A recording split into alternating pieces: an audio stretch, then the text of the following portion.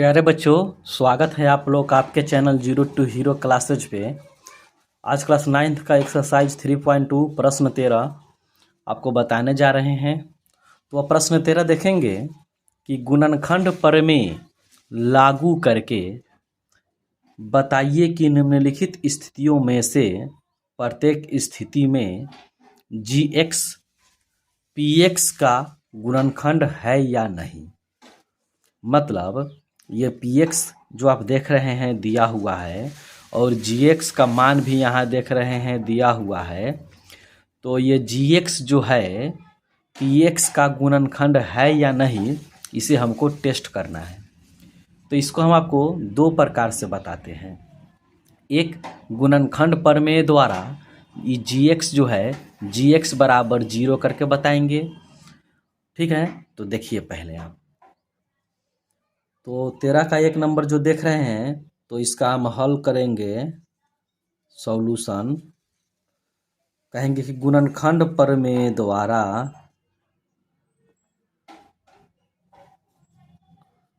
गुणनखंड प्रमेय से जी एक्स बराबर क्या हो जाएगा प्यारे बच्चों, 0। गुणनखंड प्रमेय से जी एक्स बराबर 0। अब ये जी एक्स का मान यहाँ कितना दिए हुए हैं, x + 1। तो यहाँ लिखेंगे x + 1 बराबर 0, या x बराबर 1 को इधर भेजेंगे तो -1 आएगा। इसी x बराबर -1 को px में रखेंगे, ठीक है। तब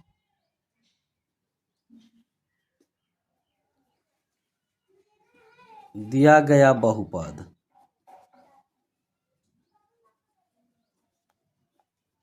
px बराबर क्या है यहाँ 2x³ + x² -2x - 1।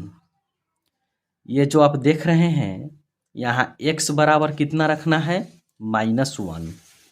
p -1 2 गुना x के जगह पर -1 का होल क्यूब हो जाएगा, प्लस x के जगह पर -1 का होल स्क्वायर। 2 गुना -1 हो जाएगा ये, ठीक है, और ये -1। अब देखिए प्यारे बच्चों, -1 का क्यू करेंगे तो -1 ही होगा, और -1 में हम 2 से गुना करेंगे तो कितना होगा, -2। -1 का स्क्वायर 1 होगा, और ये क्या हो जाएगा +1। -1 का स्क्वायर 1 होगा, माइनस माइनस +2 होगा, और ये -1 है।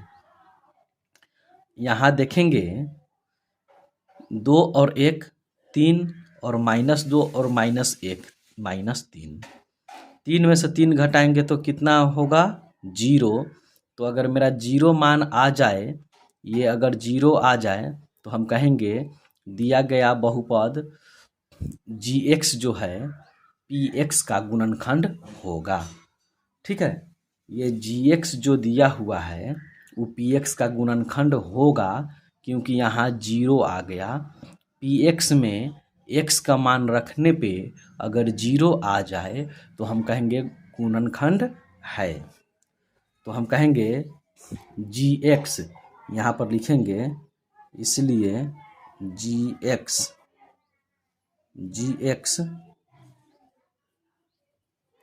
पी एक्स का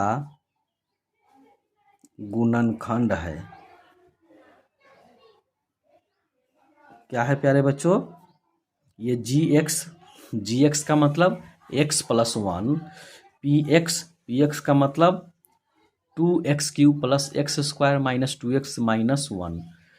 ठीक है ना, तो जी एक्स पी एक्स का गुणनखंड है, क्योंकि यहाँ 0 आ जाए तो कहेंगे गुणनखंड है।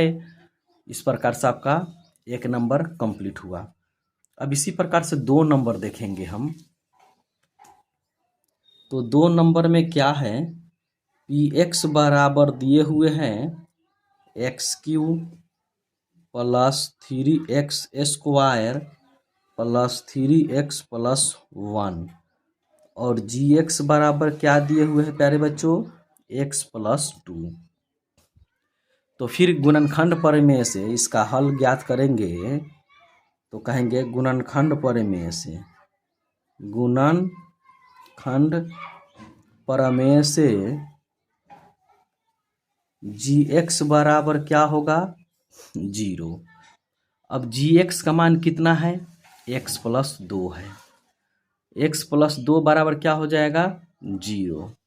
x बराबर क्या हो जाएगा, -2। ठीक है।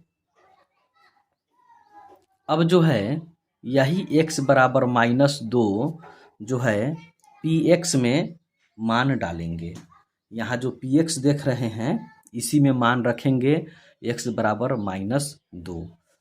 तो कहेंगे दिया गया बहुपद px बराबर, अतः बहुपद px बराबर x³ + 3x² + 3x + 1। अब यहाँ जो देख रहे हैं x के जगह पे कितना रखना है, -2। x के जगह पे कितना रखना है, -2 का क्यूब। x के जगह पे कितना रखना है, -2 तो इसका स्क्वायर। 3 गुना -2 और +1। ठीक है। अब क्या होगा, यहाँ देखिए -2 का क्यूब करेंगे तो -8, -2 का स्क्वायर 4 और 4 में 3 से गुना करेंगे 12, प्लस माइनस माइनस 3 दूना 6 +1, 12 और 1 13 हो जाएगा। 8 और 6 -14 हो जाएगा। 13 में से 14 को घटाएंगे तो -1 होगा। यहाँ हम देख रहे हैं कि -1 आया। P2 मान डालने पे कितना आया, -1 आया। तो हम कहेंगे कि गुणनखंड नहीं है। क्यों? क्योंकि यहाँ 0 नहीं आया। अगर 0 आ जाता यहाँ तो गुणनखंड होता, तो 0 ये नहीं आया तो हम कहेंगे जो gx है, gx px का गुणनखंड नहीं है। ये होगा आपका उत्तर, क्या होगा, नहीं है। ठीक है। इस प्रकार से आपका 2 नंबर कंप्लीट हुआ। अब इसी प्रकार से 3 नंबर देखते हैं। 3 नंबर में देखिए px बराबर x³ - 4x² + x + 6, gx बराबर x - 3। यह टेस्ट करना है कि गुणनखंड है या नहीं। तो फिर गुणनखंड प्रमेय से इसको 0 के बराबर करेंगे। तो यहाँ हल में हम क्या कहेंगे, गुणनखंड प्रमेय से क्या होगा, gx बराबर क्या होगा, 0। और gx का मान कितना है, यहाँ दिए हुए है x - 3 बराबर 0। इसलिए x बराबर क्या हो जाएगा, 3। x बराबर 3 आ गया। अब यही x बराबर 3 यहाँ px में रखेंगे। अगर 0 आ गया तो गुणनखंड है, 0 नहीं आया तो गुणनखंड नहीं होगा। तो कहेंगे अतः बहुपद px बराबर कितना दिया है, x³ - 4x² + x + 6। यहाँ पे हम कितना रखेंगे प्यारे बच्चों, 3। तो यहाँ 3 रख दिए मान। यहाँ 3 का क्यूब, 4 - 4 गुना 3 का स्क्वायर +3 + 6। 3 का क्यूब कितना होगा, 27। 3 का स्क्वायर 9, 9 में 4 से गुना करेंगे 36 और 3 + 6। देखिए यहाँ 27 और 3 30 और 6 36 और -36 बराबर कितना गया, 0। तो 0 अगर आ जाए तो हम कहेंगे गुणनखंड है। तो gx जो यहाँ देख रहे हैं x - 3 px का गुणनखंड होगा। तो हम कहेंगे जी एक्स पी एक्स का गुणनखंड है, गुणनखंड होगा क्योंकि जीरो आ गए यहाँ। ठीक है, इस प्रकार से आपका 13 का 3 कंप्लीट हुआ। ठीक है, अब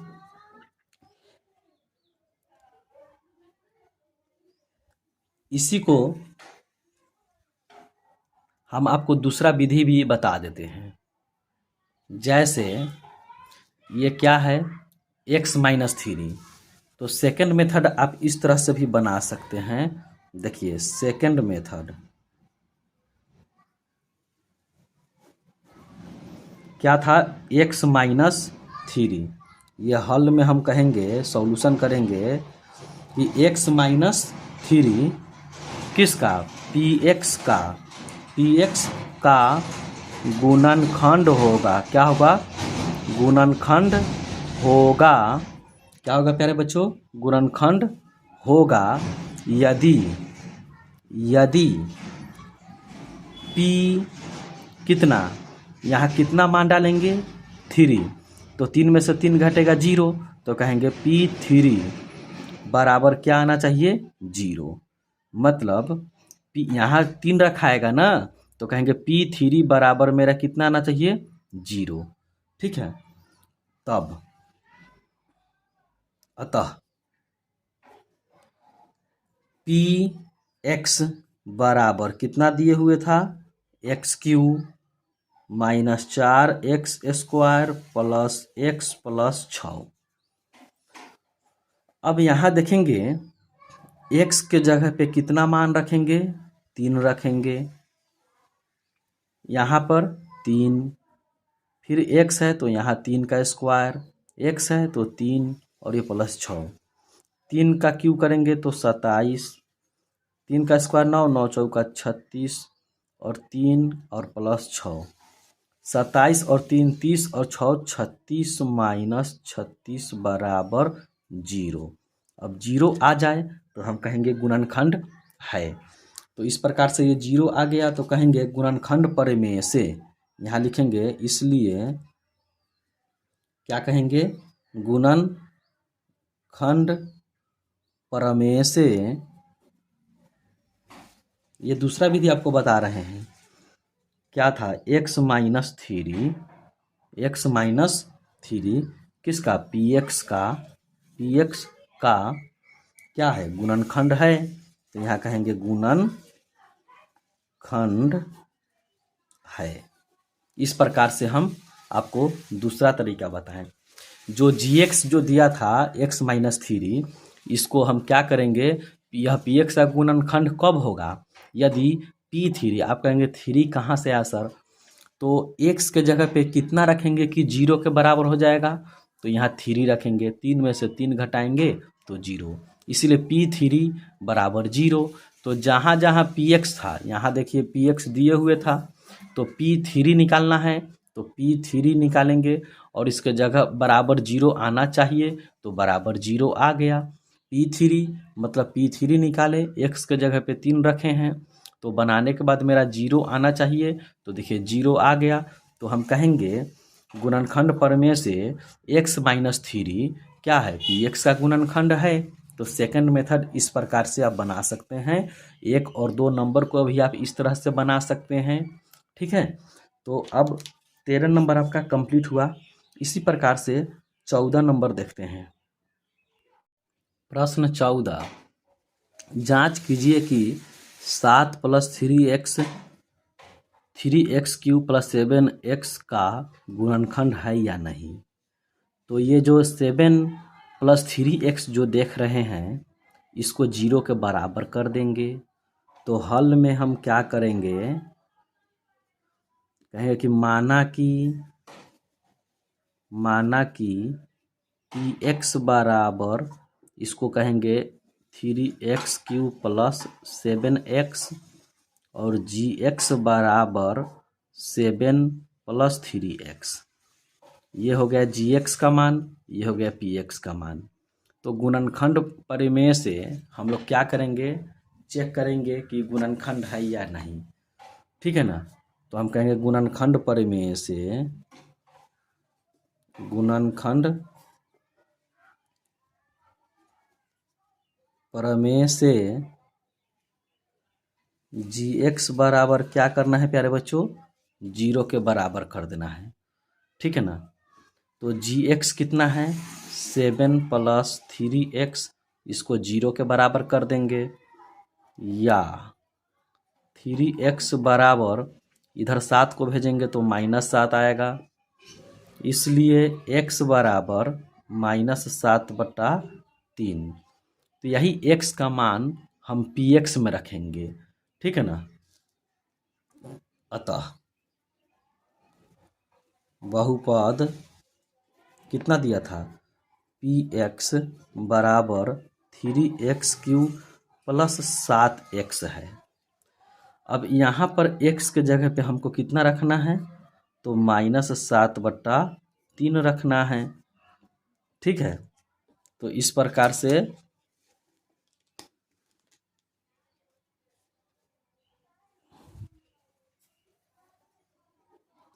3 गुना यहाँ भी -7/3 का ये क्या होगा, क्यूब होगा, प्लस 7 गुना x के जगह पे -7/3।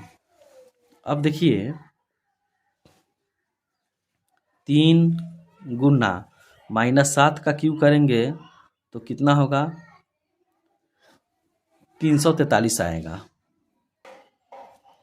-343/3 का क्यूब कितना होगा, तो 3 गुना 3 गुना 3।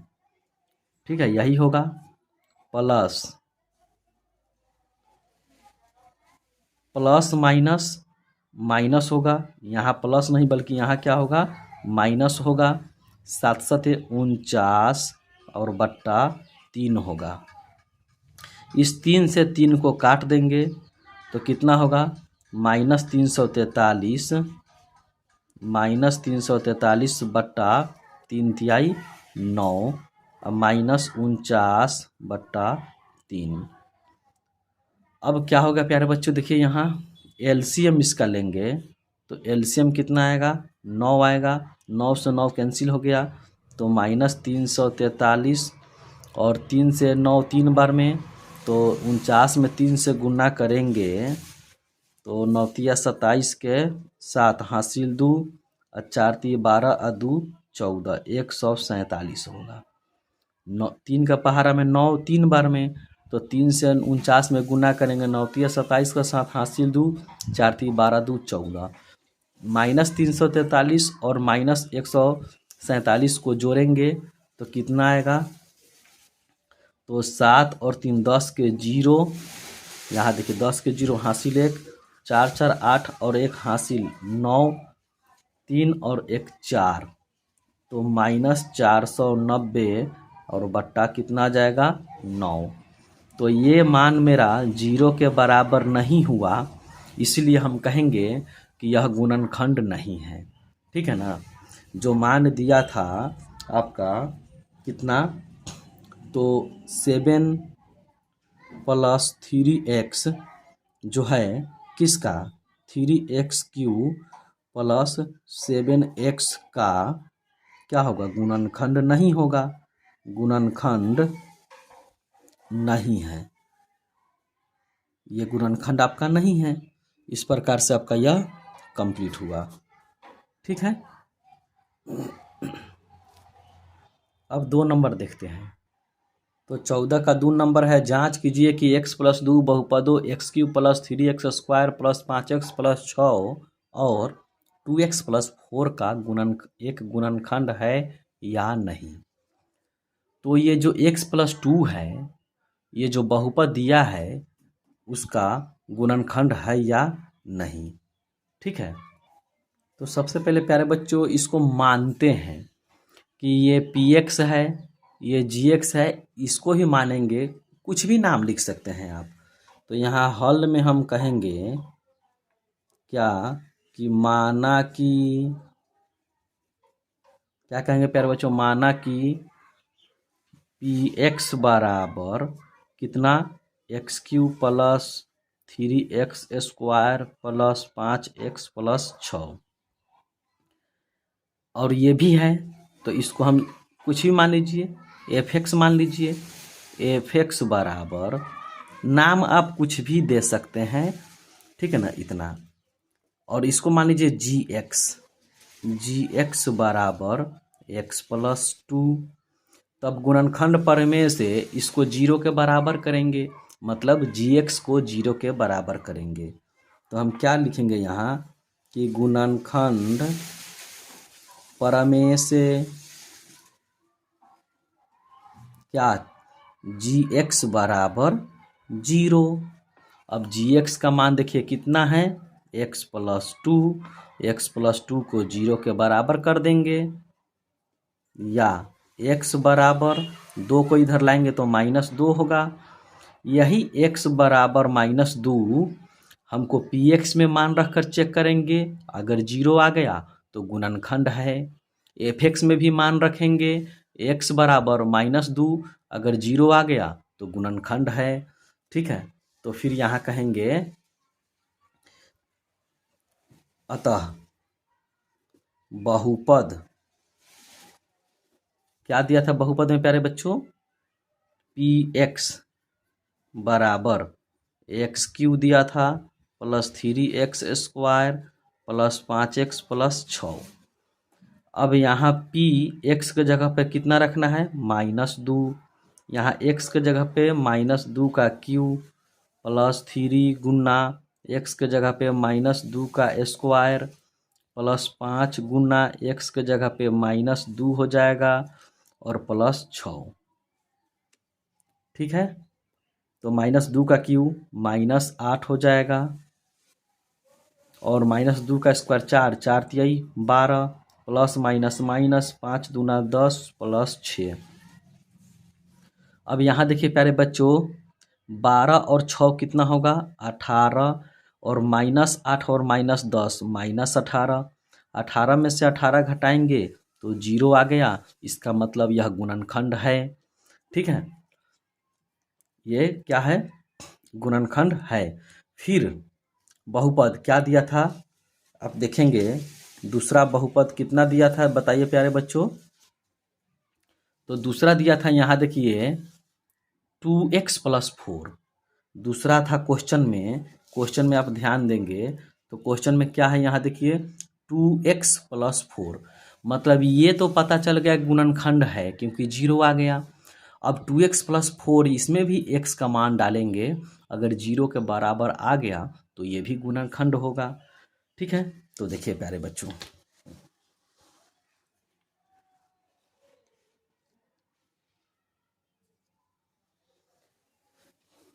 फिर